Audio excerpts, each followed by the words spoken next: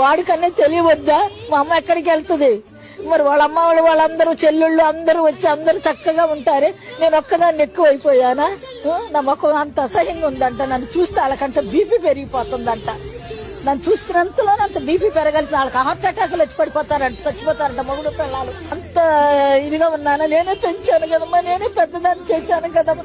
తిన్నామో తినలేదు, నేను పాలిస్తే పెద్ద అయ్యాడు, నా పొట్టలో వస్తే పెద్ద అయ్యాడు, నా బ్లడ్ లోనే ఆడు బ్లడ్ తీసేయగలడా? నా బ్లడ్ బయటికి లాగలడా? చెప్పండి మీరే. నాకు కూతురు ఉంది, చచ్చిపోయిందమ్మా. నెగిటివ్ ప్లేస్ విజయవాడ, చచ్చిపోయింది. అది ఉంటే నాకు అసలు ఈ తిప్పలు ఉండేవి కాదు, నేను అక్కడికే వెళ్ళిపోయేదాన్ని. దీనికి ఒక చట్టం తీసుకురావాలమ్మ. ఏ కొడుకు కూడా ఇలాంటివి చెయ్యకూడదు. ప్రతి ఒక్క కొడుక్కి చెప్తున్నాను. దీని వెనకాల వాళ్ళ భార్యలు వాళ్ళ అమ్మలే ఉన్నారు. భార్య చెప్పుకోవాలిగా, మా అమ్మ ఒక్కడే ఉంది, మా అమ్మకి ఎవరు